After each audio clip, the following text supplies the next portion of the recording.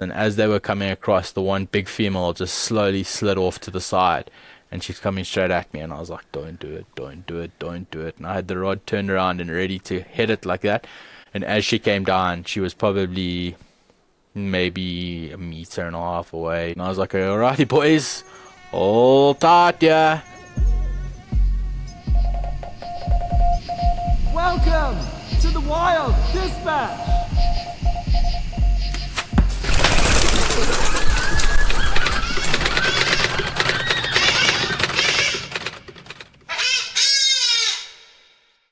Hello and welcome to the Wild Dispatch. I'm Robin and I'm back with more skills and stories from the wild. We have an amazing guest today. Brendan Becker is a fantastical, where did that come from? A fantastic fisherman, a fly fisherman, a professional guide. He's a South African. He is one of the series of interviews that I did at Mavungana fly fishing over in Johannesburg. And what a splendid beardy chap he is. He's got some incredible stories from both in South Africa and then also abroad as well. We're going to jump into that episode in just a second now. But first, a quick little update. I promised that I was going to be a little late with my episodes, and I've not failed to disappoint. I've been running around like a headless chicken. You may notice if you're looking on YouTube, I have some bags under my eyes. Happy bags, I should add. Lots and lots of fishing and hunting is happening at the moment.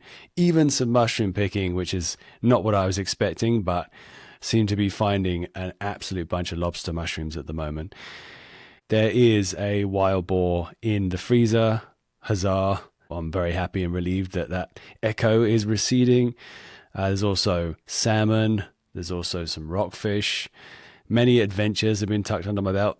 So close to getting a buck yesterday. I was 17 yards with my recurve bow. The wind was absolutely poop from the very beginning, but I don't know how or why that buck decided to still come in, but it did.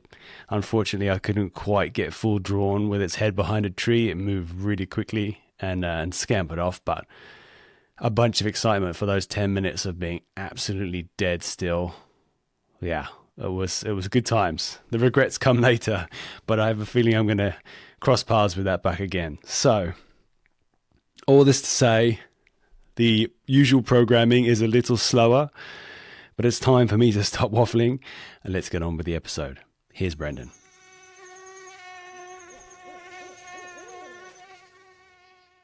Okay, so let's get you set up. I know you've got some beard action going on there. So correct. How does it sound on your side? It sounds pretty good. Yeah, it seems like it's got the right... Can I push it down a bit? Push it down. You've got like your wind suppressor right there with your beard. There we go. That's about 3. Okay, let me go. It might be that ends up like... as long as it doesn't move, it should be fine. No, I don't think it's going to move. Yeah. Yeah. How does it sound? I think it sounds good. We might need to turn you up a touch, I think. Just because I think you're a little further away and your voice is a little quiet than Ray's. Yeah. And don't worry, people are going to be wondering what on earth I'm saying. I have to get an American accent when I'm guiding with Americans. Oh, yeah? Because I'll say, like there's a fish called the milkfish. And I'll say milky or like milkfish. And they're like, monkey? And I'm like, no, milk. Yeah, because this is a classic thing. Like, in South Africa, milk is a little bit more like mok. Exactly, yeah. Milk, yeah. But you have to go like, milk. Yeah, milk. And I always, it always feels so like uncouth when I say it. Dude, I mean, I've lived in America for 10 years now. Yeah. And there are certain things that I just like refuse to say in a specific way. But for some reason, I don't know why. I mean, in California, you think people were a bit more able to understand a different pronunciation. No. But like water. Water. The number of times I've had to repeat, can I have a glass of water in a restaurant? And like, what? It's like, what are you think that it could be? Yeah, take a guess. It's 2 syllables. It starts with W, ends with R. In a British context, it could be wanker, but in America, it's only water. That's true. Yeah. Yeah, but the number of times that people are like, oh, water. Yeah, water. And it's so funny when we were guiding them out there, like at the start of the week, they'd get there and they'd all be saying, yeah. And then we'd be saying, yeah. By the end of the week, the Americans are going, yeah. And we're going, yeah. You just swap. Yeah. Language swap. Yeah. I love it. Okay, volume levels. Do I sound okay to you? Sound perfect. Okay, you can hear me fine. Yeah. I can hear you fine, I think. What's my levels looking like? They're looking pretty good. I think Okay, if we get excited, it might get a little blasty, but we'll see. I can always turn it down. Yeah. Turn down the excitement or turn down the it's like, Either or, yeah. Just give me, I'm like a Labrador, like just give me a signal there. Generally a pretty blatant signal, I'll respond. okay, perfect. Yeah. So we're running. Everything's running. I think we're good. Oh, we're live. We are live. Yeah. Okay, so is it Brendan or Brandon? Brendan. Brendan. Yeah. Brendan. But again, I've been called Brandon so many times in my life, I respond just the same. No, it's all good. Brendan. Yeah, as I say, like a Labrador, if you shout loud enough in my direction, I'll probably respond. Yeah. Okay, so I got a lot of questions for you today. Good man. I guess we're going to have this is kind of, a bit of a series. These episodes will come out. I'll spread them out because it's too much for people to just do like all back to back. So I think it makes sense for us to set up where we are each time just so people get a little bit of context. Perfect. So where are we in this fine establishment? Right now, we're in the heart of the big smoke, as we call it, the industrious zone of South Africa. Quite far away from like traditional water to actually go fishing, but there's some sneaky suburban fishing in and around, yeah. So we're on the fringes of the action, as I'd say. Okay, so that's that industrial area is called Joburg, right? Yeah, Johannesburg. the thing is, it's a metropolitan area that's amalgamated. You've got obviously Joburg Central, and then you've got the split of the CBD into Sandton. Yeah. And then you've got outlying towns that formed outside of Johannesburg. I come from one called Benoni. It's on the East Rand. Okay. Generally, you'll know someone from Benoni because they'll tell you, like I've just told you over there. But it's, some of the areas to the east there, they are reminiscent of a Die Antwoord or Die Antwoord video. Okay, well, that's something that American listeners will probably know. Probably, yeah. I mean, you would have seen Ninja and Yolandi Visser on TV there at some point or in the media at some point, and that's, kind of where I grew up and come from. It's not quite as Zeph as what we think, but it's just ironic. So that's Joburg, and then you've got Pretoria, which is our capital to the north, which is, it's funny enough, it's 200 meters, probably about 210 yards, 215 yards lower in altitude. Oh. So it's at least 2 degrees Celsius hotter. Yeah. So it feels like a different climate when you drive there, and it's very different. It's right on the frontier. Like as you go north, everything kind of changes. The bushveld changes, everything changes. Joburg's very, very high. What is the kind of elevation here? It's sitting at about 1617, so 1,600, 1,700 meters, which is about 6,000 foot or so. Yeah, that's decent. Hey? Yeah. You definitely feel it, like when I come here and I go for a jog or something, or I start hiking around hunting. You definitely feel it in your lungs a bit more. Definitely, that's for sure. No, definitely. I mean, and again, it's what drives our seasons here.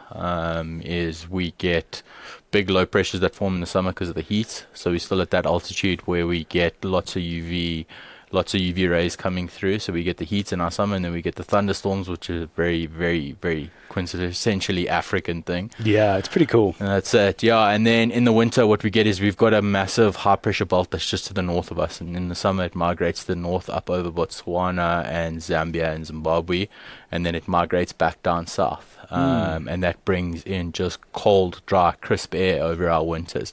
So, this place turns into 50 shades of beige in the winter. And it's kind of interesting to me. It's so different because I spent a lot of time in the Western Cape, which is like the other opposite corner of the country, because that's where my family or my wife's family are. And it's like the seasons are almost complete opposite, right? Like wintertime for them is is more what you would think. Like Correct. in the winter, the rains are really heavy, yeah. and in the summer, there's no rain. Yes, yeah. But it just flips around here. For Yeah, those I mean, reasons. Cape Town's an interesting one. It's got that Mediterranean climate, and it makes it even like when we travel there, coming from Joburg, we feel like tourists. Yeah. It's that different that when you get over that Cedarburg mountain range, it's just a completely different place. And also the geography of the place, the Table Mountain and those mountains there, they're a lot more sort of quicker in altitude and a lot more intense. And as I've always maintained, that Table Mountain is just dramatic for no reason. Like everywhere you just look at it and it's just, wow, look up. I mean, the first couple of times I went there and was driving my own rental car. Yeah. My poor wife, she was then girlfriend, poor wife, she just got screamed at every 5 minutes, look at the mountain. And it's just so dramatic for no reason. Well, it is one of the 7 wonders of the world, so I guess it is for a reason. I'm not wondering why it is. You also failed to mention the people in Cape Town as well. Yeah, I mean, they're different. Look, again, I like to be free of judgments, and I've lived a life where I've experienced a lot of different cultures and a lot of different things. Obviously, South Africa is a melting pot as well. But yeah, Cape Town people are interesting. I just think they're a little bit more sort of in their own world, for a lack of a better way of saying it. And I don't think that's too wrong. And again, you've got that damn mountain over there. So it's literally like their spiritual hub. Like the further you take a Cape Townian away from the mountain, the crankier they get, the more lost they get. They lose all sense of direction. So it's definitely something spiritual in that mountain. I'm just poking you because I know there's always like banter between different areas of countries. No, 100%. Us Joburgers are generally fast and hard. We're the leading edge, the sharp edge. Yeah, that's true. Yeah. As if you do one drive in traffic, you'll see. So, I wanted to ask you a little bit. I mean, we're going to talk about all kinds of things today. Mm-hmm. I guess first of all, maybe we should talk about the shop that we're in. Cool. I'm going to make sure I'm pronouncing this right. Because actually Ross, who's our mutual friend, told me a different pronunciation. Please tell me what he called it. He said it's spelt Mavungana, but you say Mavungua. No, you got to write it how it's spelled. Yeah, you say it how you spell it. Okay. So thanks, Ross. That's it. Again, it is, if I remember correctly, I could be wrong here, but it is the Pedi word for a kingfisher. Okay. So if you look on our logo, you'll see there's a little malachite kingfisher there. Yeah. Super small bird, and that's what a Mavungana is. Okay. And yeah, I mean, I started working here full-time, managing the shop in February 2024, finished my guiding career out in the Indian Ocean. Got married, and I was like, there's more to life than that. Funny enough, I don't think your viewers will get it, but I was like, I want to be a civilian. I want to get back into the swing of things, have that stability in my life. So I came back and did that. But my relationship with Mavungana goes back a long way now. I met Jono on a trip to St. Brandon's. Jono is the founder. Eh? That's it, Jonathan Bolton. He's the founder. He started the shop in Dahlstrom, if I remember correctly, in 1997. Okay. But it was guiding first that he did, is that pretty right? much, yeah. I mean, he's got a lovely YouTube video where he takes us through from the top to bottom how it started out there. But yeah, Mavungana, as we know it as the fly fishing store, it was opened in Dahlstrom, opened its doors in 1997. And then, basically what happened was they were going, obviously, in a gold mine there. And they were selling gold as well. So Dahlstrom is considered probably, I would say, the home of South African trout fishing. So it's actually literally gold. You're talking not metaphorically, an actual no, gold metaphorically. mine. No. If they want to mine anything, there's only coal there. Okay. I want to make sure I understand. No, that's it. And in the more modern world economic climate, we don't want to talk about gold like that. The Americans might come flying through the roof. There's only coals in those hills. Okay. But Dahlstrom is actually, funny enough, the highest altitude town in South Africa. No. Yep. Interesting. I only learned that last year, and I couldn't believe until I asked the AI, and it was like, yes, that is correct. So how funny. Wild, eh? Yeah, I mean, I passed through there because my brother-in-law was like stopping, and we stopped off at the original shop as well. Yeah. Little did I know the importance of it at that time. I maintain. I've got so many repeat customers that come through, and I maintain like when they go to Dahlstrom, and if I end up working on the floor in Dullies for the weekend, I'll often pop in there and I'll see a lot of familiar faces. I've always maintained, is your Dahlstrom trip legitimate if you didn't come into the Mavungana Of course. store? I don't think so. You'll leave with like a little bit unsettled because you didn't quite go into the store and check it out. I think it might be where I got my first copy of The Mission, actually. More than likely, yeah. So that was where it first arrived on my radar, I think. Yeah. And it's an experience there as well. I like the smell of the shop, the people that are in there, the pictures on the wall. It's just such a familiar feeling, having gone to Dahlstrom for many, many, many years. It's just it's all got all that familiarity that comes back, which I really like about it. Yeah.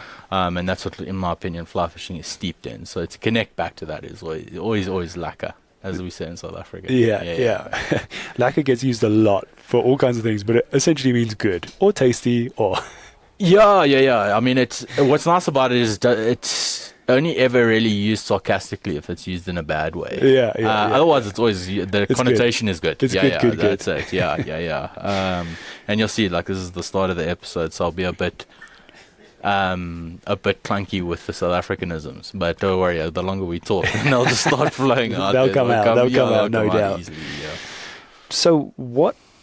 I mean, Dahlstrom, you said, is kind of like mecca of fly fishing around here, but what's the culture like of fly fishing in Joburg? Is it like is there a lot of people who are into it here? Yeah. No, there's a lot of people in Joburg, and there's what generally the general rule that people follow in South Africa is it goes all the way back to the Dahlstrom days when those farms were syndicated.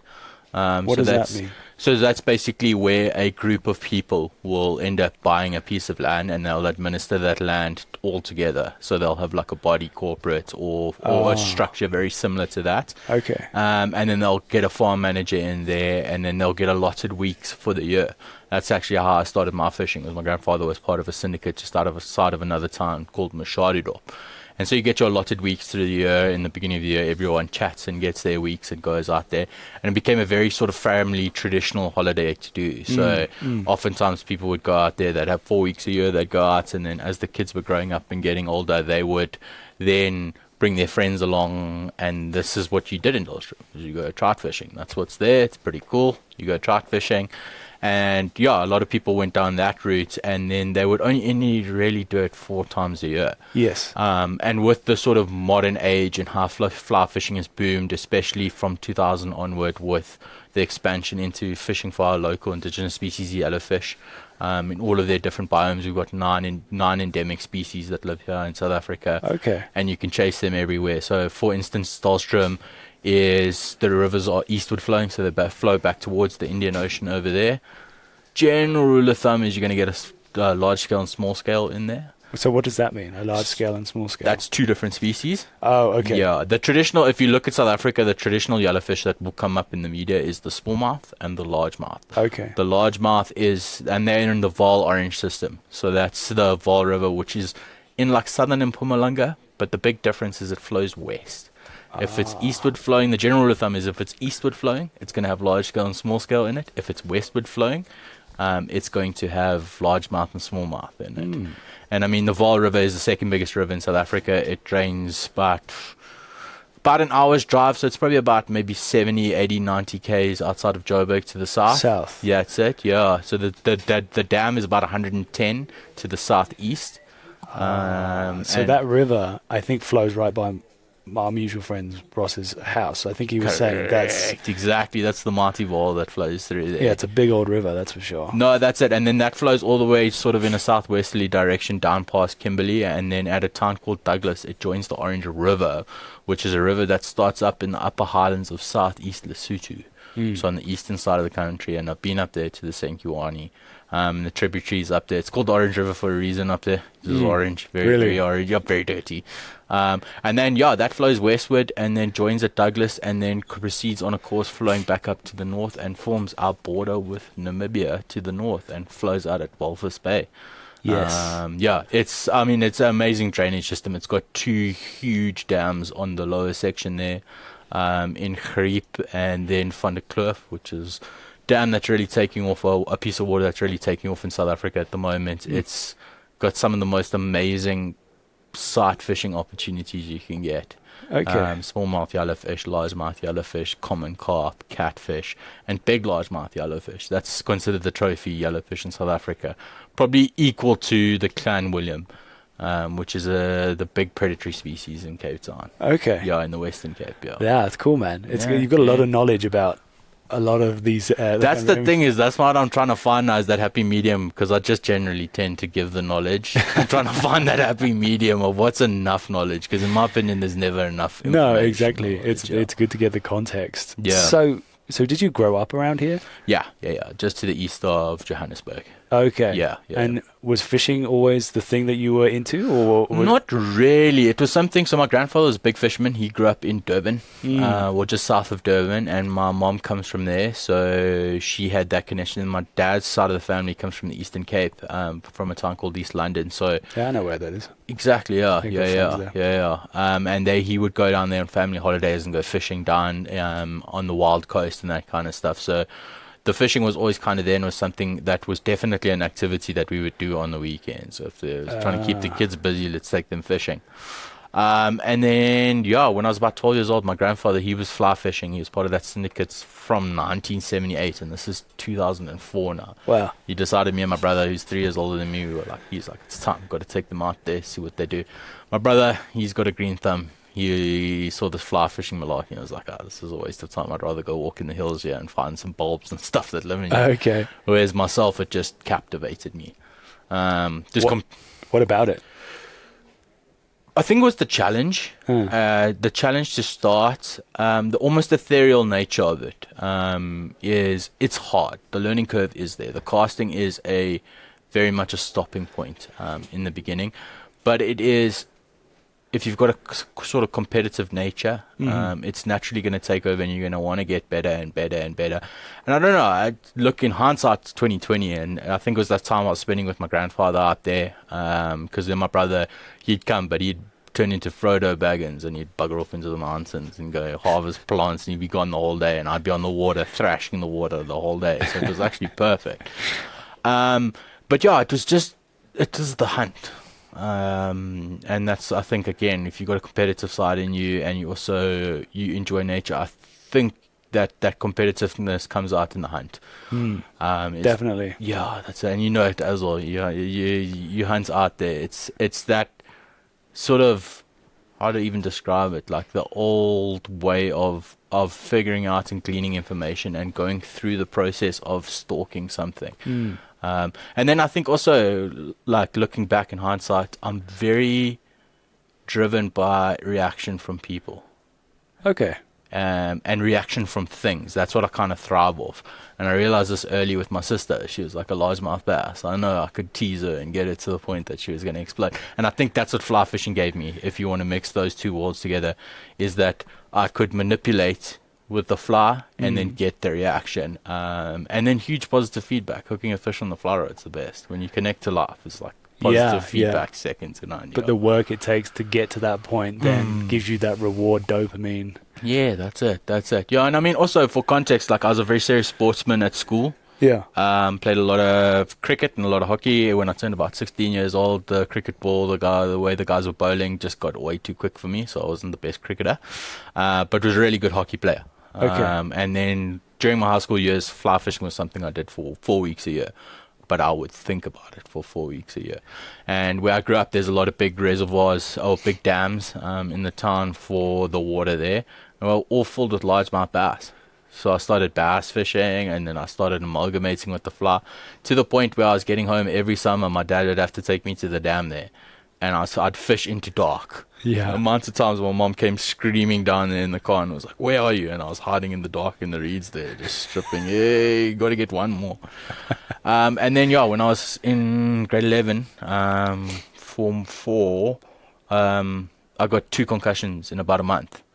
Okay, what was that through sport? Yeah, the one was through hockey, and then the other one was we had an off period in class, and the guy kicked the rugby ball up before my other one had recovered, got the second one. So I missed the whole term of school, pretty much. What was that like? Were you just having dizzy spells or what? To an extent, yeah. I don't think there was anything overt. It was just the fact that the brain becomes incredibly fragile. Yeah. And it was at a huge push. There had been a couple guys who had unfortunately passed away in schoolboy rugby in South Africa. So in the preceding sort of year and a half, there was a big push by some private doctors to do a lot of studying and really give it the time and attention it deserved. And I fell into that. One of the main doctors from the study was the doctor in where I grew up. And he took one look at me and he was like, you're out for the whole time. Wow. In that I mean, at that point, I was playing hockey in winter 7 days a week. Yeah. Non-stop. That must have been tough. Yeah. I mean, I was in the fitness of my life, was looking to make the top provincial side. Like, really, it's that kickoff moment. This is where it's going to happen. This is where you're going to take off and something go. happens. Yeah, that's it. But I mean, it's a great lesson for life. And what happened then was I spent all the time at home. All my mates were at school. Everyone was also at school. My brother, my sister. My brother was at varsity. My sister was at school.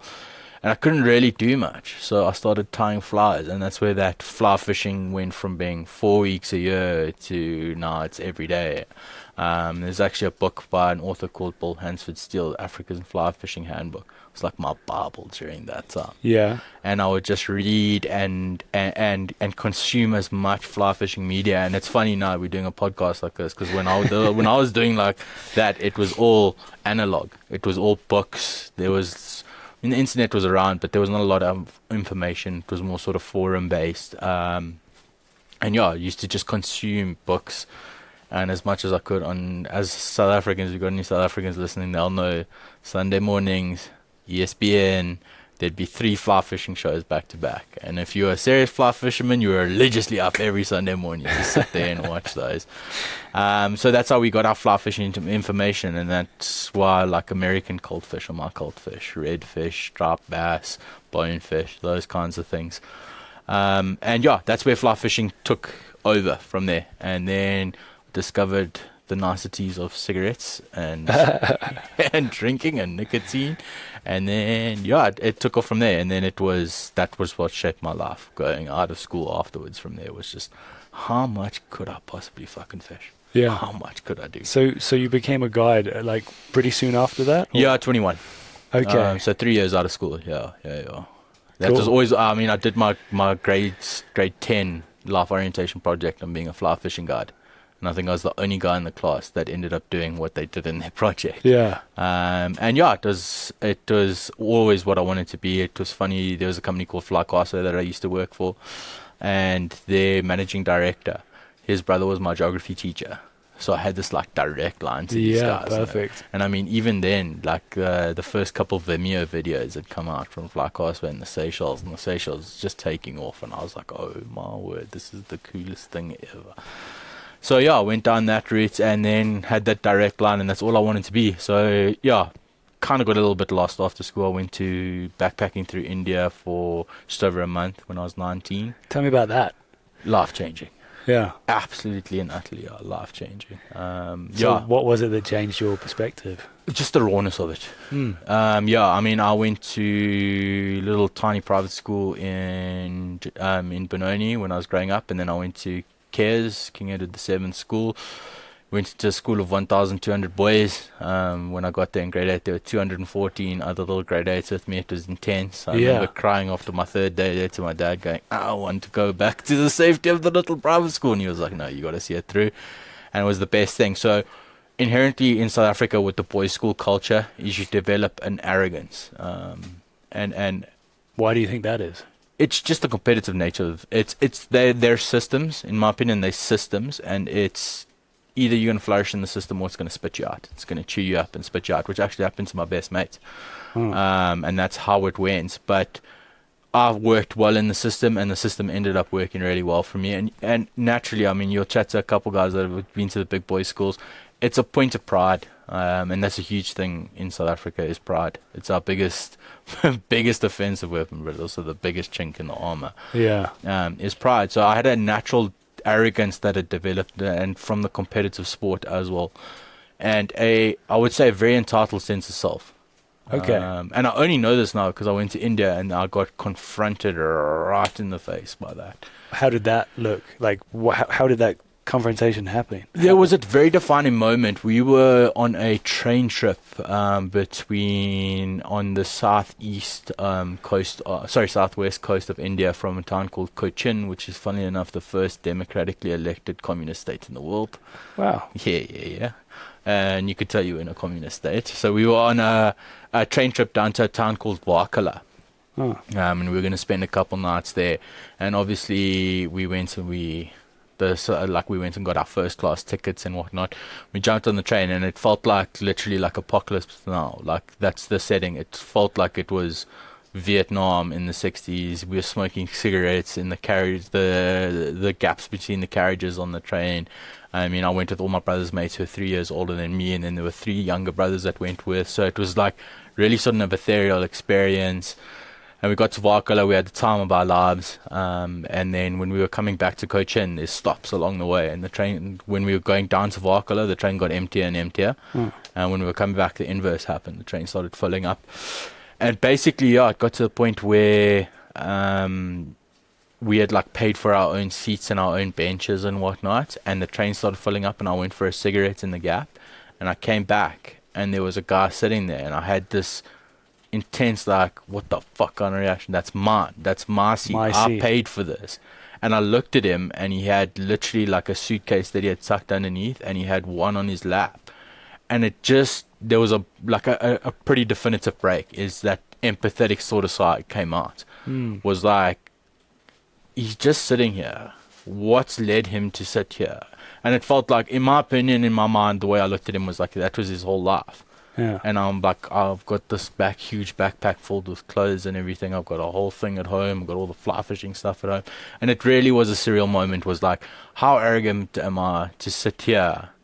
And this is the way this world works. And I feel like just because I've come and I've paid to be in it, is that I've now got this privilege to be in it and to sort of overlord it and have my pride dictate.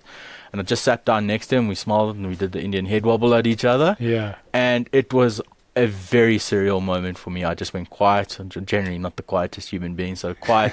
And a lot of introspection from there. And then I think for the preceding sort of 6 months to a year after that, I had a really sort of big ego death. And I'm glad it happened earlier rather than later. And I confronted everything that I thought I was. And yeah, it changed my life completely. And again, it's planted the seeds as well. We went up to a town called Rishikesh, which is considered like the spiritual hub of the world. It's very different now to what it was. It's taken off with TikTok and all of those kinds of things. Has it? Yeah. So it's just a bit more commercialized. Yeah, 100%. But it's right up there on the foothills of the Himalayas. Well, I wouldn't say foothills. You're quite far in. And it's where the Ganges River comes out of the Himalayas. So it's a huge waterway. And it's really clean, really pristine. The Ganges, the longer it goes across its river course, going back across east across the central part of India, the dirtier it gets. So this was like really sort of alpine. We were there in December, so it was very cold. It was the winter. And we got stuck there for like, I think 6 nights, 7 days. Just because there was no point moving. We stayed at a hotel that had a fully functioning restaurant. And then we just go into the town, and the town's epic because it splits across the river, and then you've got 2 pedestrian bridges that cross. You've got the Lakshman Jula, and then I can't remember what the Jula was below. Okay. It's pedestrian bridge, but you could take scooters and stuff. And I remember the one day we had our scooters, so we were driving across, and we were heading across one bridge, and there's this huge traffic jam, and we were like, what on earth is going on? Get there's a cow just sleeping, and everyone's going around it. So we're like, hey, we go around it too.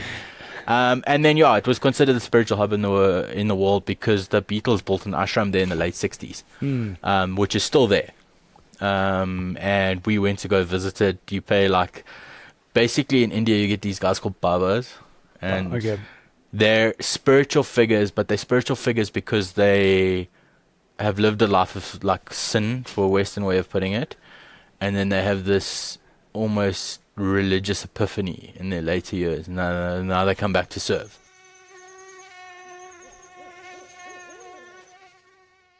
We're going to interrupt this episode for just 1 second. If you haven't started subscribing or following this podcast already, I invite you to do so now. We have another great episode from Mavungana fly fishing fishermen, and that will be coming shortly. And then also we have incredible stories from a Great White Shark Attack, Survivor. That one's going to be coming soon too. So yeah, stay tuned. There's some good ones in the pipeline. Right, back to the episode. So you'll see them when you walk around. They got their long hair, and it's all generally wrapped up into a little turban kind of thing. And they got orange.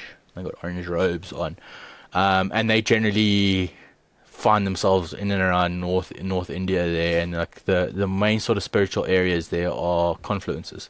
Okay. And so they'll hang out in like places like Rishikesh until there's an opening up at a confluence, and then they'll go in, and the community will look after them, and they'll have their little confluence there.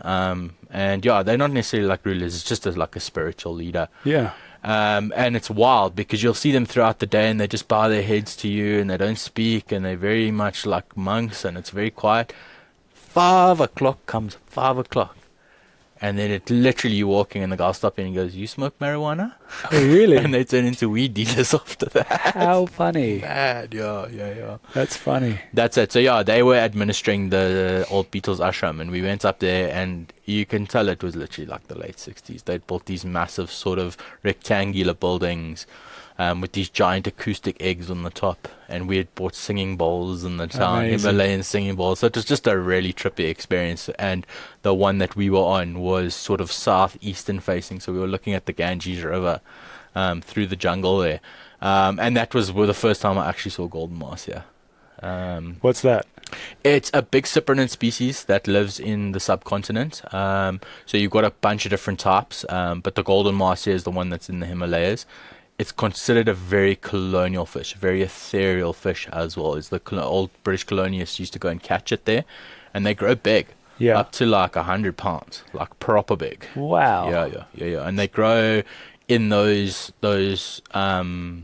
glacial rivers of the north and the monsoon rivers as well. So they are big predators. And what's cool is it's a very pretty yellow fish. Yeah. To make it more linear. So you can see exactly how India broke off Africa. That was millions of years ago. It's like the terrain's the same, the climate's kind of the same, and the fish species are pretty much the same. Interesting. So that was the first time I saw them. We were feeding them off the bridge. You paid 5 rupees for some manure, some poo, and like it was like the food, and then you throw that off, and a school of like, I felt like 1,000 of them. You throw it down, and then, and I was like, wait, this is what I wanted to catch. But you couldn't fish in Rishikesh because it's a holy place. Okay, they didn't allow it. No, that's it. So we went up riding on the scooters. We went and found a little tributary up there, and I managed to catch a tiny one, about that big. But I was like, yes, correct. And So did you have your flight gear with you there? yeah, it went all around India with me. I wasn't gonna go to a place like that and not have my fly rod ready. Yeah, that's cool. Yeah. Eventually, that was the only fishing we did. But yeah, it was just such a raw, challenging experience. I remember seeing a guy with half of his head cut out, like gone. And What happened? I have no idea. Just saw him literally like waiting outside the train station in Delhi, and he just walked past there, and I was like, Oh, so he was alive. Yeah, very much alive. Yeah. But half his head was gone. I was like, Wow. what? And then I remember seeing a dog there, and we were walking, and my brother just started dry heaving, and I was like, what? And I looked over, and the dog was fine on its left-hand side. On its right-hand side, it literally looked like someone had tried to biopsy it. Wow. It was just gone, and we were like, what? And that's what I think what really blew my mind about India is, like, you look at this place and you're like, wow, this is like really intense. Like, a lot of these places aren't so like, I'll put it diplomatically. Yeah. But the people you speak to are so full of pride and so full of excitement. And friendly as well, I found. Unbelievably so. Like, I mean, again, I had long hair back then, and I had these big, like, Brad Pitt glasses on. I got stock photos all over the show. And that's what led me going back to India the second time with my best mates to go and catch golden marcia. Oh, cool. So that became an adventure. That was an adventure second to none. Yeah. So I got a strong connection to the subcontinent there. So did you manage to catch a bigger one of those big yellow fish? Oh, definitely. Yeah. My mate then, it's a funny story. He actually caught the world record at that time. Wow. On my rod. Cool. So it was intense. I mean, we had the most ridiculous golden marcia trip I think that river's ever produced. We got 5 fish over 20 pounds. His biggest was a 42 pounder. Wow. Insane. And yeah, I mean, we just put it on the global map there. We went way out of season because my guiding season didn't allow us to go when they considered. We went just before the monsoon, and now those seasons all run over the time that we were there. And Bobby and the boys at Himalayan Outback have proceeded to go and catch even bigger fish on fly. Really? Much bigger fish, yeah. Wow. 60, 65 pounders. We saw those, don't worry. We saw them. They would not eat our fly though. Yeah. So yeah, I mean, it was a great experience to be able to go back to India, with the point of going to go fly fish. And yeah, just blew my mind once again. Yeah. Yeah. I mean, I love it when you have those kinds of experiences, right? And it's nice when you can pinpoint and go, that was a big change. That was a big perspective shift. Yep. So you had this amazing experience chasing these fish in India, but you were guiding and doing other projects like that, took you around some different places, right? I mean, yeah. But that was like for clients. Yeah. Tell me about that. Like, what was your experience then, going from being someone who was fishing for themselves to fishing for other people and trying to share the knowledge that you learned as you were going along? From a guiding perspective, the thing is with guiding is I was fortunate to do it for so long that I'm very coherent and understand how it works now, and that generally only comes later on in a guiding career. The whole point of being a fishing guide is not to catch fish. That's the secret. Is you have to be a good person. This is a person's holiday that they're on. Yeah. With the point of catching fish. Yeah. And generally, what I find is the better the vibe, the easier the fish catching becomes. Of course. Yeah. And it's about that. And like, as you can tell already, I'm very much an information orientated fly fishing guide. Or when I was a guide, I was very much information orientated. Made a very distinct point of knowing the area, knowing the geography, knowing the as much as I possibly could, and being that lovely sort of go-between when people come to these environments that they can interact with, and really have the in-depth knowledge. What I find, especially when I was just guiding out in the Indian Ocean, is the clients, I mean, they will get spun upside down. Most of them come from America, so they now have gone through almost a 12-hour time zone difference. Okay, yeah, They've been spun through the travel washing machine, and they get there, and they're exactly the same as us. We just only see it after like 4 or 5 days because their body's finally caught up. Yes. And what I found there was, I know from being a client and going fishing, like if somebody tells me to go fish there, I'm gonna be like, wow. Like, why am I fishing there? What's the reason why I'm fishing there? So that's what I very much structured my guiding experience around was, okay, we're getting to this flat. We're at this stage of the tide. What I'm expecting to happen is the fish are going to be dropping out of these lagoons, going back to the ocean over there. As the water gets shallower, they're going to be hunting into the shallowest bit that they can. That's not a defined area. That's just defined by the water. So we're going to set up a battle line. We're going to walk like this. We're looking for stingrays, looking for sharks, doing their things. This is how we're going to do it. So that the clients became almost autonomous. I was never arrogant enough as a guide to think that they can't do it without me there. I wanted them to do it. Yeah. I want them. Yes, please. That's additive for me. Yeah. Is like, you go do it by yourself and give them the confidence to be able to go and do it by themselves. And make those what are actually very dangerous environments just a little bit more comfortable. Why are they very dangerous? The best way to describe it, especially in the Indian Ocean, is you're not stepping onto an ecosystem, you're stepping into one. Okay. So you have to figure out where you belong in there. And there's a lot of the ecosystems that have established, and there's micro relationships over literally hundreds of millions of years. So you are stepping into that now, and you have to figure out what wavelength you get on in here. And generally the bigger species out there are going to test that. They're going to try to figure out what you're on. The number one that we always chat about is the sharks. Yeah. What kind of sharks are there? So out in the Indian Ocean there, we've got the big nasties is the tiger, the bull. Tigers have got a bad rep, haven't they? Yes. They are, probably the most soulless shark I've ever seen. They've got a jet black eyeball, and there's nothing behind there. Absolutely nothing. And it's not even like there's the negative things, but like anger. No, there's nothing. That thing's just a predator. But the ocean, and especially the flats, are very much between the fishes driven off body language, very similar to the African. Yes. And once you kind of got the nuance of... One quick note. Yes. If you just hold this cable here, just like it can be in your hand, just like that, it can catch on stuff otherwise, and just having it like that means otherwise sound goes straight through to the mic for some reason. So I'm picking up just a little bit of like rattling. Okay, perfect. But it's all good. I just usually just pinch it like that. It's all fine. Give me all that. Sorry, man. Yeah, because Don't you can worry. see my legs are going all over. No, the it's shit. fine. It's fine. Yeah, with sharks, basically, like I wouldn't say they're the apex predator out there. They are because of their size. Yeah. But there's a lot more efficient predators. They are, I would say, the authority is the word I would kind of use for it out there. Is the ecosystem is dictated by how they work and how they move. And we always got to remember on the flats, we are the loudest, most obnoxious thing that can come into a shallow water environment. So naturally, when that happens, your bigger shark species are going to be like, oh, what is this? What's going on over here? The thing is, with modern media, is everyone's like, shark just teeth and everything. No, they're pretty darn nuanced. Except the bull shark, that thing's just anger. Like, you can tell a bull shark from a mile away. They just testosterone full. Their shoulders are so high and they're so big. With the tigers, it depends what they were doing up on the flats. If they were crossing, if they were moving, they could actually be quite skittish. Okay. And like a tiger, pretty much all your fish in the ocean can change colors at will.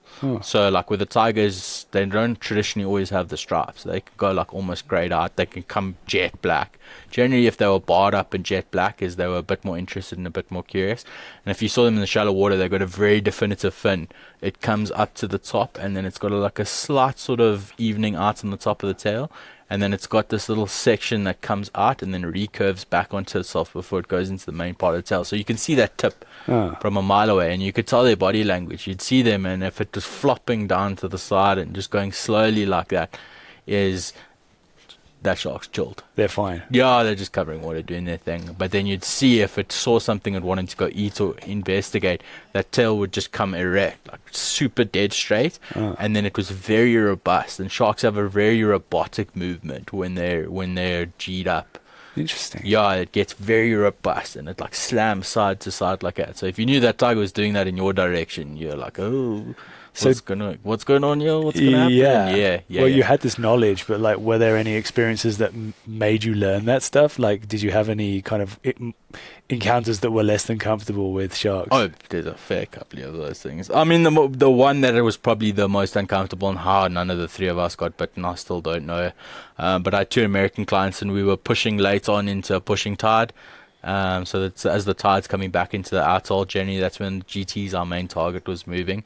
We were slowly walking along what we'd call a bridge flat. It was in the middle of the atoll, so it just dictates about it'll go dry on the low tide, and then the water comes up and you get taken off. And I was working on Farquhar at that time in the Seychelles.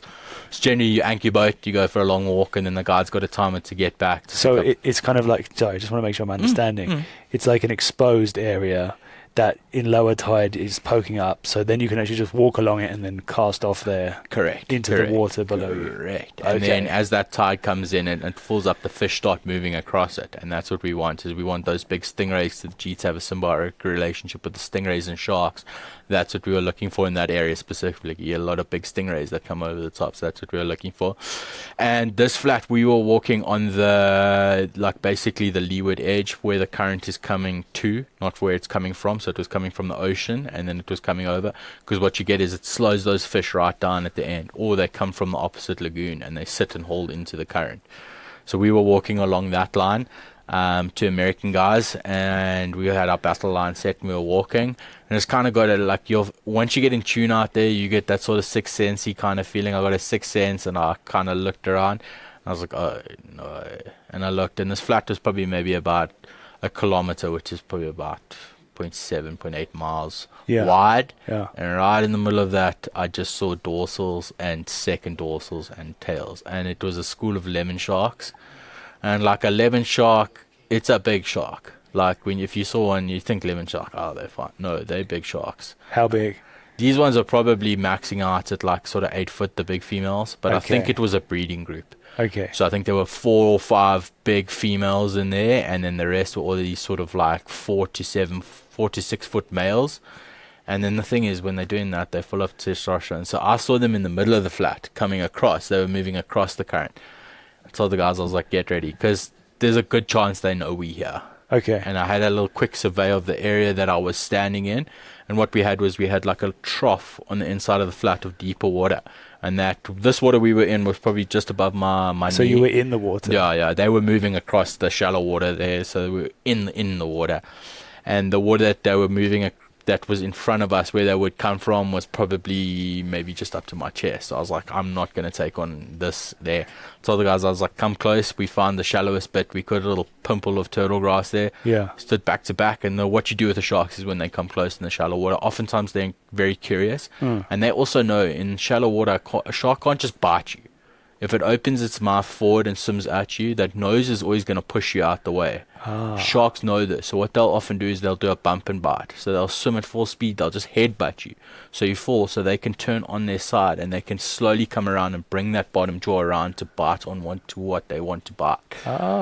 So that gives us the advantage, is that thing when it comes in and it comes in curious. Obviously, all the photovoltaic sensors in the nose, you take a fly rod and you reverse that thing around, you give it a bonk on the nose. That's kind of a universal language, like. And oftentimes that was enough for the sharks. They don't were like that. Whoa, things don't do this to us. Yeah. So I told the guys, I was like, okay, everyone stand back to back. They had their 2 rods, I had the other 2 rods, and I was like, okay, boys, I'm going to face them head on, because now they had turned and they were coming straight at us. I was like, oh, it's going to happen. So I was like, everyone stay still, let the water settle. We don't want any dust. That's what attracts them. The sand kicks up. That's what attracts them. We stood back to back, and I was like, okay, boys, all you got to have to do is just hit. If you see, you just hit with that butt there. And you stay still. We stay together. We have to show that we one organism over here. Yeah. Truth Bob, they started coming down and across us, and I was watching, and it was early morning, so the light was just started penetrating the water. It was flat, so I could see them. And So was the light behind you then at that point? it was sort of behind us. So that's helpful, I guess. Yeah, You can actually see. That's it, because they dropped into this trough and then they disappeared. Then now there was like 60 dorsal out the water. Now there's 0. So now it's like, okay, I can see where they're going. And they were coming across us, and as they were coming across, the one big female just slowly slid off to the side. And she's coming straight at me, and I was like, don't do it, don't do it, don't do it. And I had the rod turned around and ready to hit it like that. And as she came down, she was probably maybe 1.5 meters away. She was following through. She was coming. She wasn't trying to bite me or to attack me or anything like that. She was just curious. And I was like, I'm going to have to do it. And I was like, alrighty, boys, hold tight, yeah. And I just went and I round up and I whacked her, and she blew out completely, like soaked us. And that just triggered the rest of them. And I just heard the other clients' rods just hitting in the water. And I was just looking, and the lemon sharks were a very distinctive, like beige to yellow eye. Okay. And with a black slit down the middle, I was just looking for that. If I saw that, I hit. And this only probably went on for about 15 to 20 seconds, if that. Yeah. But it felt like all of them took a go. And then it was just chaos, and we were hitting, and then they were just behind us, like down the bottom of the flat there, and this poor turtle just got annihilated. A little donut of a turtle like this big just got absolutely annihilated. And then we just watched the sharks zoot off the flat one by one. I was like, no way.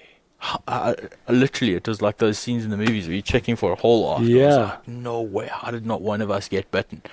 That sounds crazy. The adrenaline is sky high, and now it's slowly starting to come down. And I turn around and I look, and my boat's probably about 1 mile behind us, still anchored up there, sitting in the current. So I look at the clients. I'm like, I'm going to go back and get it. And they're like, we're coming with you. I was like, no, you're not coming with me. You stay here. You stand back to back in battle positions. I'm going to go get the boat. And as I went back to go get the boat, another singular shark came on the line, the same line, came down, had a good sniff at me. Didn't get to whack it, but it did blow out on me. And then, we proceeded to obviously spend the rest of the day on dry land or the boat. But that's probably the most intense sort of shark encounter I've had. I've had a couple of them really charge up and charge me, but smaller little sort of black tip reef sharks. And smaller lemons charging your feet when you've got like a bonefish or something, and it's generally a lot of screeching and shouting, but it's nothing too bad. Yeah. And then that's a wild story, dude. Yeah. That one kept me up at work, like a couple nights. That one would keep me up, is how quickly that could have gone wrong. Yeah. Did you find that it changed the way that you felt when you were in the water in sharky areas again? No, not really, because again, very much this is the way I like to look at my life as well, using statistical analysis. Yes. Statistically wise, I spent 10 years out there and I've got one story like that. Yeah. Like, that was the exception, not the norm. Kind of treat it as best you can like that. Yeah. The closest and the scariest, the closest I've come to death, because I should have legitimately died out there, was the back end of 2022, last day of the season, on an atoll called Providence. So what happens at Providence, it's huge. It's about 44 kilometers long, so it's a massive atoll. And it was our last day of the season. Literally, we had done 8 weeks. The boys were in it to win it, like ready for home. And with the tides that we had in the early morning, there was a high tide, so we could drive over the top of the atoll, so right over the top, and we could fish the dropping tide out to the east, and then we were locked there. And then as the tide came back over, then we could come back over to the west to our liverboard. And the weather was gnarly, man. It was horrendous, like blowing like sort of 20 to 30 knots from the east there, just driving rain. And we'd had a pretty sterile morning. Like the flats we were on were all turtle grass, so unless you're looking for bow wakes or anything, very hard to see the fish. So really sterile morning, was pushing for fish, and kind of went onto this other, there's lots of lagoons on the eastern side, which makes a difference. I went and I anchored my boat on the one lagoon, but because I was pushing for fish, I didn't concentrate on how I was anchoring the boat. Clients got out and we were walking down, and I had the radio in the backpack my radio and my sat phone in my backpack, walking with my waterproof backpack over there. And we were walking down this flat there, and I just get this horrible sinking sensation. I turn around, and my boat the whole time had been facing directly into the wind. So if I was looking across it, it would be facing bow into the wind like that way. So, okay. Now it was facing dead towards me. Ooh. And I could see the anchor rope there, and I went in behind it before I even thought of what I was doing, to swim in behind it. And it turned out being the longest swim of my life. Was probably about maybe just over 100 meters, but in full kit. And I was so fortunate, as I had that waterproof backpack that held me up. And about 2/3 of the way through the swim, because the thing is, a bit of advice: if a bloke blows off anchor, do not swim after. It's always quicker than you. It will always beat you. Yeah. Carrying all that wind, it's like getting pushed. It's just a big sail. And I went in there, and I couldn't swim back to the clients because the intensity of the wind and the chop was just going to push me back. But it was a dead low tide, so I was very lucky then. There was a dead low tide, and I was able to stand on a coral head and catch my breath and drain my bag and see where the boat was going. And I could see where it was ending up going, and I went in back afterwards. But I was so physically and adrenally spent that I just took my backpack and put it on the inside of my chest over here, just to keep my mouth above the water. And I did this half-ass backstroke-y doggy paddle thing. It could be the best feeling in my life. Is as I got to I was swimming backwards, and I hit dry flat, and I had a big wave of seawater come over with turtle grass in it, and I looked over to my left, and for the first time since the start, my boat was level with me.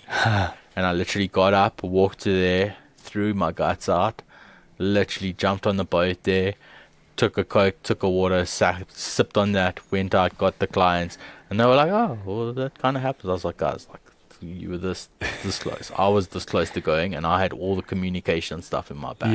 You were this close to going as well. And then we proceeded to go have a ridiculously cracking GT afternoon after that. Yeah, that's how it goes. You got to give some to get some. Yeah, that client that afternoon, the Jeets will swim on the sharks. So it was again really overcast, but the Jeets were bow waking, so it's very interactive. You see them bow waking on the flat. So what does that mean, bow waking? So they're swimming in the shallow water, and because of their dorsal fin, you can see the V that forms over the top of them. Yes. And when they're swimming, or they're tailing, so they come up and they tail, or you see the stingray flapping, or you see the shark. So it's very interactive fishing. You can't actually see the fish, so you put it down, then you strip, and then you just see it change speed, come big smash. And the one client was walking, and the water's getting a little bit deep because of the tide, so we were kind of pushing it a little bit. And there's shark came along. He saw the shark come along, and he cast next to it. And as the fly landed, the shark charged him. So he spun the rod and he hit the shark, but the shark bit the bottom of the rod. Whoa. So as this was all going on, I could see that happening, and that's the beautiful perspective of a guide. You see all of these things happening. His rod got yanked to the side like that. The fly had landed, and because he had shifted the rod, it was moving. The Jeet was eating, and I'm just screaming, set. Why you still got a shark on? Now he's got a shark, and he's wrangling on the butt there, and he might have the coolest rod scar in the world on the butt there, on the screw, and the cork. You can see the teeth marks, and you can see where the teeth had scraped there. That's so funny. Yeah, and that's the one that if I did garner any fear out there, it was that. That was the experience there. Man, that's the thing, right? You never know. Stuff can change fast. Like I was down in, I mean, not nearly as close as your experience, but Bochum's Bay, which is down. I guess what's that? The western part. Yes. Yeah, of Cape Point there. Yeah, you know, it's beautiful there, and I kind of misjudged the ocean. Actually, no, it wasn't me. It was the very same brother. It was Farney. Oh, Farney no. took his kid out in the canoe, and they just got like absolutely toppled by a wave. Just a big wave came over and like flipped them, and then they're like out in the ocean. It didn't look great, so I was like, "Oh, I'm going to swim out there and help." Oh no, yeah. And I like got like the kid and helped, and then got it back. But then Farney managed to get back to shore. But then I was out there and I didn't have a life jacket on, whereas those guys did, and I was just getting like pulled, and I was like swimming as hard as I could for so long. Yep. And I'm like, I am going nowhere here. And I tried like going sideways, and it still wasn't. I was just like, and the thing is, Farney told me about this the other day. Actually, his wife was like, "Get back in there and pull him out," and he's like, I can't. Like, I don't have the energy now to get back. That's it. If he goes out, we're both going down. Yeah. So, thankfully, I think I did another like the flop over back kick kind of emergency. I could just keep putting something in there, and then I managed to just somehow get through it. But well done, man. It wasn't as close as yours, though. No, it's still, there's a moment there where it's terrifying. You're like, oh shit, this is real. Yeah, it's existential then. Yeah. Where you're like, oh shit. Yeah. And like, it's hard to explain. Like, I mean, when I was there, I started to panic, and I could feel it like rising up in my chest. Yeah. And it was like a level going up like that. And when it got about halfway up, I kind of pushed and I just closed my eyes. And I've repeated the story to my wife a bunch of times, but it was wild. I closed my eyes, and it was literally like those scenes in the movies where you get pictures and then it quickly accelerates to the next one. And it was just my wife and the memories of my wife, and then my dog started coming in, and then my family, and then it just went into warp speed. Wow. And I literally said to myself, you cannot panic. You will not panic. Yeah. You will not. Because it was this close to giving up. Yeah. This close to giving up, and managed to suppress that feeling that was rising. Because I think, that was the turning point. Is if I had given up then. Dunzo, Helplessness is like a powerful thing, isn't it? No, it's a terrifying thing, man. That's the thing about a cognitive brain, is you can conceptualize that you can give up. You can realize. Yeah. Well, okay, I see what's happening here. Yeah. That's lucky, I guess. Yeah. As I said earlier this morning, it's better to be lucky than to be good. Absolutely, man. And long may that continue. Yeah. Okay, so I'm just going to blow my nose a second. I've got like the 100%. Do you mind if I grab a sip of water? Let's do it. Let's have a little break for a second.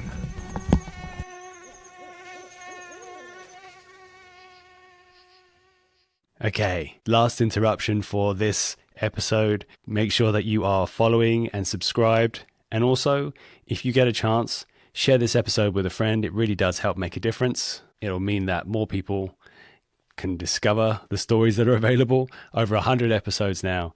And it also means that I get to talk with more incredible people like Brendan. Here he is now. Okay, you were in that specific area for quite a while fishing. Mm-hmm. Did you have any kind of like strange requests from people that you were guiding who wanted to take them to somewhere specific or chase something different than normal? I wonder, is there anything there, or was it always generally the same? No. Lots of requests. Lots and lots of requests. Yeah. The last atoll was on Providence Atoll. Yeah, so I wouldn't say we had lots of requests always. People, one of the biggest things about modern fly fishing is generally takes a lot of money to get out to these places, so you equate money with fishing. And the fish have a sense of humor. So the more pressure you put from a monetary sense, generally the less the fish will cooperate and play along. So lots of different requests. I had one guy that really wanted to catch a box fish. What's that like? Oh, it's a puffer. I know what that is. Yeah, correct. Yeah, it's funny looking things. Yeah, pretty much puffer fish, but everything it knows that nothing's going to eat it, so you can literally walk up to them. I remember. Yeah, you can walk them up. And the Seychelles, because of the warmness of the Indian Ocean there, is you get such speciation that ends up happening over there. So they come in all kinds of colors. So like some of them are like a really royal blue. You've got purple ones. You've got good old-fashioned brown ones, red ones, and then you'd get these like bright yellow, almost golden ones. Huh. And yeah, like he really wanted to catch one of those on the fly. I was like, A "Mate." yellow one. Yeah, I was like, I can just go walk up and catch it in the net for you. He was like, no, I want to catch it on fly. I was like, okay, fine. Like, but in terms of like a boxfish and puffer fish are wild because they've got a beak, Okay. and it is Yeah. a hydraulic press, that thing. That's how we used to show clients, is like you take a aluminium can and you crash it down the side, and that thing will eat it like a piece of apple, just bite it straight clean. So I was like, yeah, that's the thing, is like we can hook one. Good chance he's going to bite through your hook. Yeah. And they don't right. they don't fight. You just pull them up to the top and they just spit water out of their mouth, and you pick them up and they start inflating. And then they dump a bunch of water, right? I've seen them do that before. Correct. Yeah. Generally, they'll deflate that air and then they'll take in water and then they'll spit all of that water out. Yeah. Absolutely space alien fish. They're strange things. But they get quite big. I remember like diving. I did some scuba once in the Galapagos. Yeah. And I went down to this that's like... epic. It was cool. There was the sea life That's there was... wild. It Yeah, was bonkers. There was like manta rays and hammerheads swimming around everywhere. It was pretty cool. Yeah.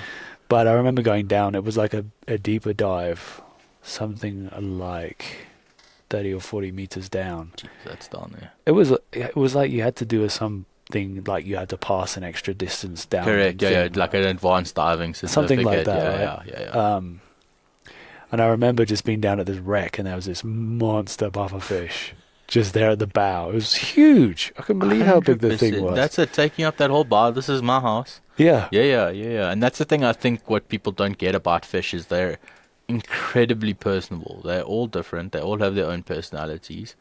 And I think the only reason that we catch fish and are chilled with catching fish is because they don't make any noise. If fish could scream, there wouldn't be one fisherman on the planet. I'm convinced of it. No, I guess that's true. Yeah. But they all got their own personalities. Like, for instance, I've got really into my aquascaping now. What's that? You So said that's- aquascaping. Yeah, correct. That's basically like fish tanks and aquariums. Okay, But okay. really putting the emphasis on making fully functioning ecosystems. Cool. So a lot of live plants, active substrates, correct stocking of species. So I mean, there's so much information on it. That's the rabbit hole I'm down at the moment. So it's funny, I've got fish at home that I'm intimately worried about their welfare. But when I go fishing, they're like Pokemon. I just want to catch them all. And like, I'll bring one out, like a shame, a poor largemouth bass who we hook there. I'll just throw it back in the water afterwards. Like, oh, you can go back. But at home, I'm like cooing over my fish in the tank, checking their water parameters and everything. So yeah, but my wife, she ended up getting a beta, which is a species of obligate air breather from Southeast Asia. They're super pretty. There is a word for them. They're fighting fish. There's a word that we can't say anymore. Okay. Yeah. So they're super pretty. You'll see them. They're very ornamental fish. But I mean, I've got cats. I feel like these fish are as intelligent as cats are. They're unbelievably interactive fish. Like my wife's one, his name is Fetkuk, which is a very South African name, which is basically a deep fried donut, like dough ball. Yeah. Which he is, little fatso. But he absolutely detests me. Like Really? Yeah, detests me, but loves my wife. So we'll both be standing by the tank there, and he's up in front of me and like flaring his gills at me and opening and closing his mouth and swimming up and down the glass. And he looks over and sees my wife, and he just becomes like a placate puppy dog. His fins all go down. He just looks lovingly at her, and then he comes back to me, and then it's anger and fury once again. What did you do? At this point, I don't know. Must have been something in a past life that was that personal to them. But yeah, I mean, that completely changed my thought process on them and watching. I've got my own one now who I call Vlees, which is Afrikaans name for meat. Yeah. And yeah, I've just started interacting with him now, teaching him how to follow my finger and stuff. And they're unbelievably cool fish. What's so cool about my tank is I've got a species of tetra called an ember tetra. Very pretty bright orange fish. And then I've got these other small species of catfish called Corydorus, the pygmy one. So I've got a bunch of both of them, and what I do is I go drop a big algae wafer in there, and then Vlees, he thinks he's the king of the tank, so he goes down and he wants to eat it. But what he does now is he picks up the whole wafer and he flips it, and then he can't see where he's going. So he gets irritated with it. So he swims up and he gets irritated and he starts shaking it, trying to break it so he can see. But what happens in turn is the tetra all follow him and they sit like right on top of him. So when those little pieces and chunks come off, they just suck it down. And then he gets so frustrated with it, he spits it out and drops it. And as it lands, it puffs again. And then all the Corydorus are in there. So it's a really, really, really nice way of me interacting with like fish behavior, but literally in my house there. So. It's interesting. Definitely the way you say that reminds me of, I mean, I don't know, when I was brought up, and this isn't any reflection on my parents, it's just like, I guess culturally, you're not really like taught or led to believe that animals have personalities or daydream or think like we do, it's always kind of like there's us and them, Correct. right? And it was only through being in the boonies and bow hunting and spending so much time really close to animals and seeing them and their interactions and their like sibling rivalries and all kinds of things like that you go like, wow, we are so much more similar than conventional thinking allows. And that's, I think, the inherent beauty of the modern of the natural world is the complexity of it. Yeah. And if you've got a curious mind, there's endless complexity that you can see. And like, as you say, just watch how animals interact with each other and how they work with their body language, and the different species, how they interact and work together. It's just, as I said, like, we lucky here in South Africa is generally, as a white South African, you'll grow up in a very outdoor orientated culture. So it's the weekend activities are situated around being outdoors. I was very lucky with my parents. A lot of people in South Africa end up buying a holiday home in some place, and then that's where they go every holiday. Yeah. My parents didn't go down that route. They were like, no, we're going to show you guys as much of the country as you possibly can. Wow. And I think that built such a natural curiosity in my brother and I that we really pursued that, and especially going into our adult life still drives and dictates. I love going out and looking at plants. And yeah, it's interesting. I mean, obviously it's a privilege that we've both been lucky enough to experience, but travel when you're young does have a huge impact. It really does. And it makes you, I don't know what it is, it just makes you more open to lots of different stuff, I think. Yeah. I think it rounds you out. I think it makes you, it gives you, like, for the natural analogy again, it gives you an understanding of how you work into ecosystems. So you understand how things work in this environment, and then you adapt and you go into that environment. I think people get pretty robust in the way that they think and that they feel, and they can't adapt into these environments, and then they think it's quite shit. Whereas they've just been shit. They're not having a good time anymore. No, that's it. There's a lot of mirrors in life. You just got to look at them sometimes. Okay, so a couple of things I want to ask. First of all, biggest fish you've landed? Just a simple question. Like, tell me that story for a client or for yourself. For myself, it was probably like 130 kilo, probably like 250, 270 pound lemon shark. Wow. Yeah, that was on the beach of Farquhar, the most ludicrous fishing I've ever done in my life. It's a giant big channel that's the main entrance and exit to the outside. We used to go fish it on the spring tides. We used to go huck out big chunks of bait over there and just get pulled flat, just hooking to creatures out there, and they would all pull super hard. So funnily enough, we had teasing out there in the Seychelles. You tease, so you take a hookless plug, like a GT ice cream, and then you throw it out there, and then because it's got no hooks, you get the GTs to chase it, and then you do the bait and the switch with the fly. So it's kind of an old school technique, but we still had those out there. So I literally had like 30-pound monofilaments on there. I used a piece of coral as a sinker, and I probably casted about 10 yards. And then hooked into this thing, and then it felt like it went back to Madagascar. And then the reel was set up as left-hand one. In South Africa, we generally right-hand one. Halfway through the fight, we had to change the reel over. So that's personally the biggest thing I've ever hooked and landed. I mean, how do you even, like, I mean, that's a lot of weight. Yeah. How do you, I mean, you're in the water? No, we were on the beach. You're on the beach? Yeah. But, like, how do you, I mean, that's a some major force pulling against you. 100%. Yeah, you got to be a bigger force. That's crazy. Yeah. I mean, it's a different kettle of fish. Like the guys that I was guiding with were big, what you consider rock and surf fishermen in South Africa. So that's where you fish with baits and you fish in the littoral zones of South Africa, targeting at the upper echelons of it, big sharks, big stingrays. For me personally, if a fish fight goes on longer than about 20 minutes, I'm done. Yeah. If it's not going on my Instagram, it ain't worth it. Like I'm all about like trying to land those fish as quickly as possible. Both from my point of view, is I'd like to catch a lot of them, but I'd also, for the welfare of the fish, the harder you pull, the better that fish is going to release.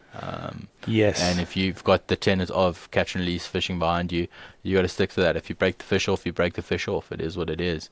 Rather just like cut the line, is that what you mean? Or if you're pulling too hard and then the tackle can't take it, Yes. your knots fail, anything like that. Whereas I'm very fortunate. I'm in a position where I've caught so many fish in my life that like I don't necessarily fight fish softly anymore. Okay. I pull the shit out of them because I want them landed, and as soon as they landed, then everything's okay. It's like if it will be, it will be. If not, then you can let it go. Correct. I remember I used to say my motivation for fishing was the way the fish ate the fly, and then how many likes on Instagram I used to get. Very shallow, I know. Well, it is what it is. At least you're honest. Yeah. No, but I mean, again, very, very shallow. But that's the time when I was fishing like that. But yeah, that's. So you did guiding for so many years. Did that itself make you a better fisherman? Unbelievably so. How so? Is because when you're guiding and you get into, once you've done it for a long time, you almost become like, and especially in a sight fishing environment, and where you're controlling all the controllables, you're controlling the time and the spots you're going to fish and how you're fishing, and you're managing three different people fishing. You become almost like a puppet master. Okay. And you're really good at translating that and kind of getting the clients. My thought process was fish it how I would fish it, and then use the clients in that. And obviously they come from varying abilities, but you always give them the confidence to be like, you can do it. Oh. I don't doubt you can do it. Let's go do it. And really putting in that effort to almost puppeteer. And it's amazing to see how good an angler you become when you watch other people do it.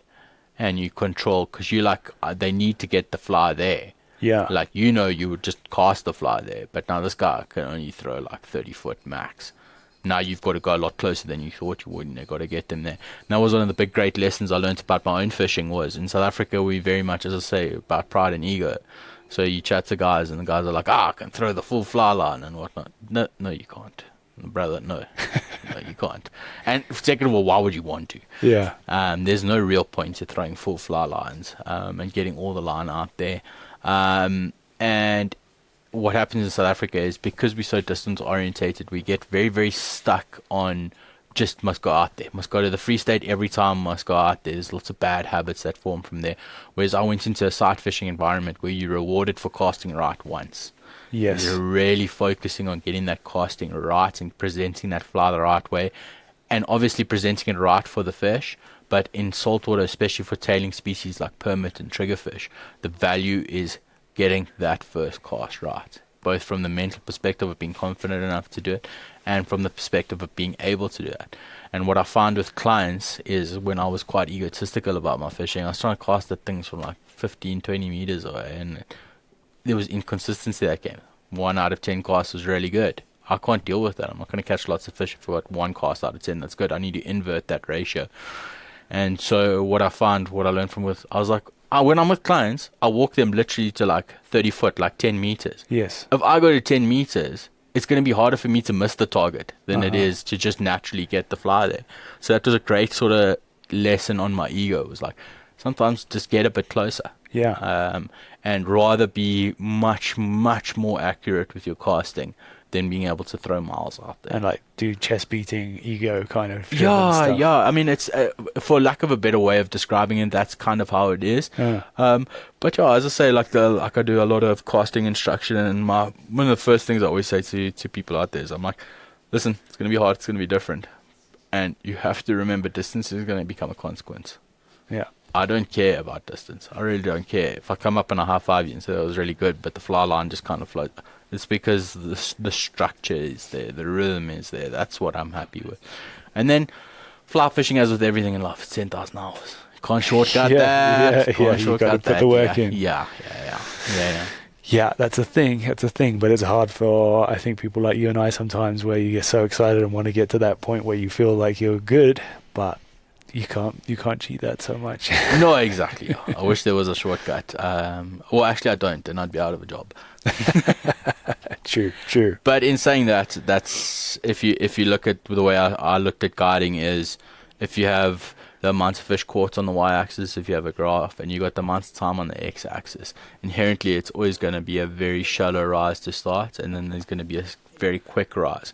My view and my thought process as a fishing guide was to take out that very shallow, flat process. Yeah. Was to insert myself and give the clients enough ability and understanding that they're immediately on that trajectory where they start catching more fish. Yeah. And that's really was one of the main tenets of the guiding style that I did. Yeah. Yeah. I mean, it's good. It helps people from getting frustrated, I guess, early on, which is, I think, often what takes people out of everything, right? Or anything that you start with. Correct. It's hard when it's not successful early on, but then also that's what gives you character.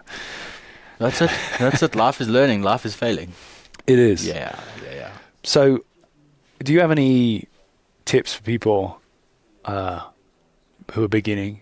Anything that they should keep in mind? Maybe it's an attitude, or maybe it's a technique, or anything you mean. I'd say say myself. Mm-hmm. I'm a beginner. Mm-hmm. I'm going to be going down to Ross's place, and it's the Vaal River. Yes. Is it the Vaal or the Vaal? It depends. Vaal. Vaal. Yeah. Anything that I should keep in mind there? Just respect the process, man. Okay.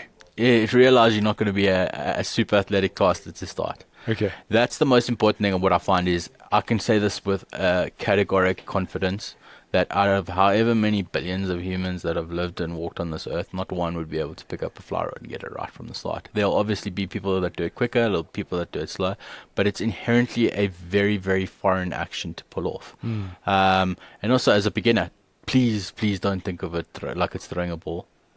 If you are going to think like that, it's throwing a ball backwards and then throwing a ball forwards. Yes. That's the great analogy for fly fishing, is if you're a right-hand caster, if you go directly through your shoulder, everything has to be equal on the front and the back. Yes. And that's when it happens. And that's a great lesson for life, is as the value of things happening in the front is inherently from the value of things happening from behind. Okay. So yeah, That's good to know, man. Yeah, I can get endlessly philosophical about fly fishing.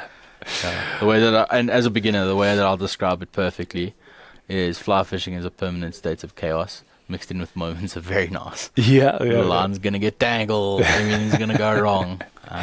So you just got to be part of that, and you got to respect that process. It sounds familiar with a few things that I've tried to get better at. It's definitely the case. So I guess we were talking before we actually recorded. I'm trying to remember what the question I had for you. So we started, and I cut you off because I said, this is good. We should talk about it in the pod. You started talking about ethics, and yes. But what were we talking about? I'm trying to remember. It was about just having an attitude and a perspective on. Yeah. We were talking about it more from a hunting sense. Okay. Like I was about to tell you a story of when we went out, my sort of first hunting experience. Like, I'm a very come from a very Anglo family. There was not really any. My grandfather hunted, but he had a very soft change of heart when I knew him. But when I was growing up, hunting was what generally the Afrikaans guys did. English guys, sort of, not really, but we went out to our Afrikaans friend's family, and my first hunting experience was getting on the back of the bucky in the darkness, and they went out there with shotguns and just proceeded to blow hares away. Oh, yeah, okay. And I was like, but what? Yeah. It doesn't seem fun. There's no, I would enjoy it if I was shooting a net over it and then I can go let it go. Like that's for me is like it's dope. But just killing it for the sake of killing it. Well, they weren't like taking the meat for something else. Whatever meat there was left, it wasn't even worth for something else because Yeah. they were shooting it with birdshot. So it Wow, was just okay. yeah. And the thing is with the hair is because of that like almost binocular vision in their eyes on the side of their head. Is when they get caught to the light behind them, they're always going to they're too scared. It gets too bright as they turn their head, so it pushes them back in. So when they're charging the thing down on the bucky, it doesn't have anywhere to go. So yeah, it was pretty sadistic, and it was quite visceral. And then they shot a pig as well, and then it was like kind of just lumped into the back of the bucky. And then there was blood and the smells and stuff. And I was like, whoa, this is intense. This is very intense. And then I went to go work on a game farm when I left school. And it was a game farm that had a fully functioning abattoir as well. The meat was harvested on the farm and then brought to an organic market here and sold over here. So it was very much that process of harvesting that I got into. As I told you the story when I first got there, the first day I was told to go harvest four pigs. So I was like, cool, where's the gun? And they were like, no, you're not using a gun, here's a knife, go get them. And I went out there and we. And is this like feral pigs or no? Like, they were like a mix between a wild boar, a pot brink, and a pot belly. That were growing in pens. They were grown for the abattoir, but the manager of the farm had got a connection to one of the big retail like upmarket retail supplier or chains here in Joburg, so he was getting all offcuts from their fresh daily salmon. So he was feeding these pigs that stuff, and then we wanted to see how they were going to taste. So we had to go harvest the pigs, and ended up being a very visceral hand-to-hand way of dispatching the pigs. And I just never forget walking back into the office after it was done, putting the bloody knife down on the table and saying like, I passed my test, I can do it. If I need to, the minerals are there, but I ain't never doing it like that ever again. And that was I'm a firm believer again. It's just for myself. What I believe from a hunting perspective is, if you can't understand the cycle of taking a life to sustain life, then you shouldn't eat it. I feel like the world's very desensitized on how that process actually goes. Definitely. I mean, it's hilarious. My dear wife, I love her so much, and every time we go out into a farm or something going fishing and there's little lambs running around there, she's like, oh my word, they're so cute, and they're all over her Instagram story. But then when Sunday comes and I've got the lamb chop on the braai, she's like, oh, that's delicious, can't wait to eat that. And I'm like, well, yeah, I mean, again, like, if you can't take its life to sustain life, then yeah. So it's, as I say, it's for myself. Like, I know if I have to take life, I can. Yeah, I'm the same. Good, I kind of, it feels like you have to be prepared to do the dirty work. Correct. And it's not always pretty, but that's life, and that's what every living thing has been experiencing for a lot longer. It's the nature around. The thing is, it's the nature of the natural world. Yeah, like, it is. Fear and loathing and chaos and violence. It is. We've just got a cranial capacity to conceptualize it a little bit differently. We do. Yeah. So, I think that we've got what we need today. You happy? I'm happy, man. Good, man. Yeah, I mean, I'm looking at my list, and we've got a lot of stuff. We've covered a bunch today. Cool. So, yeah, I just had a bit of a shopping list of things, just things to glance at. 100%. But yeah, man, I mean, is there anything that you were hoping to talk about today that I didn't ask you about? Or? No, not necessarily. It's nice to be able to sit and converse like this. It is, man. Yeah, thanks. Yeah. Usually I'm doing it to sell some piece of fishing tackle. So no, I'm only joking. It's nice that to be able. This is exactly why I left guiding. I felt I was fortunate enough to do it for so long that I got the T-shirt in a lot of different situations. A lot of those T-shirts I got a couple times. Yeah. And to come back and be able to impart the information that I've learned to people who are just avid about fly fishing. Yeah. And avid to be fishermen. And then have a space where I can really contribute and give back as much as I can. Because my sister's a dietitian. Okay. She's actually in the UK. She immigrated over there 2 years ago. It's all going to be 3 years now. Works for the NHS. So funny. She's been the hardest worker in my family since the day we were born. And she ended up actually going and helping people. Yeah. And I had the most selfish of jobs, but I was the Instagrammable child. So the parents are like, look what this guy's doing. Whereas my sister is like actually helping people. So this is not necessarily like changing the world, but it definitely does fulfill that sort of circle that I'm looking for in myself. Is being able to give back. And then also like with the youngster Rob, who you're going to chat to now. Yeah. Being able to watch him go from we went to the same school together. So we both, and I could see so much of myself when he was coming through, and just to give him the opportunity to be able to listen, fly fishing is something, and it's an industry you can get into, and you can go through it, and you can go and find and discover yourself there. And now we've got Jared, who's come from a background of hunting and everything, wanting to get into the fishing as well, and it's nice to have a platform and a space to be able to facilitate that for guys. Well, it's amazing that you guys have created a community here with it as well. I mean, I know the community is here anyway, but like nurturing that community, it makes it so much easier to learn and to just get excited about it, right? When you find like-minded people. 100%. That's it. And that's the thing about fly fishing, especially in South Africa, is I find that it is a little bit narrow-minded in a lot of ways. Is it just ends up getting a little bit cliquey. That's always the nature, right? But true that. But we're all trying to catch the same fish, guys. We're all trying to catch the same ones. Some of us just do it better. No, I'm joking. Awesome, man. Well, thank you, dude. Robin, absolute pleasure, man. Yeah. Thank you for listening to my endless diatribes there. No, it was great. That's exactly what I'm looking for. Man. So, how can people find you? Where do you want to send people? You don't guide anymore, but no. Do you? I mean, I guess send people to the shop or social media. Are you not I've got socials. anymore? You're gonna see pictures of my cats and my wife. There's fish if you scroll down a bit, but I've got socials. I'm not very that active on it. But Mavungana fly fishing, very very interactive, and it'll take you to a lot of the places that we go to. A lot of cool links there, and then. Otherwise just pull into the shop. Come say how's it. Come say what's up. Just have a coffee. Look at the fishing stuff. Touch the things. That's all you have to do. Nice. No obligation for anything. Come and learn. That's it. I'll put links down in the show notes as well. Legend. Thank you. Awesome, dude. Well, Robin, thanks thank for you your so time. much. Likewise, man. And enjoy the rest of your time you got here in sunny South Africa. Give us a shout when you're back here again. I will. We'll take you fishing. Yeah, that'll be lekker, man. Then we will take you from beginner to intermediate. Don't worry. I don't know, from I think there's a lower category than beginner. That's I'll leave with this last little bit of advice. The only true judge of your fishing ability is the fish. And it's generally pretty binary judgment. Okay. And what's nice is it's always changing. You can change it. Okay, perfect. Yeah, all right, nice. Thanks, man. Cheers.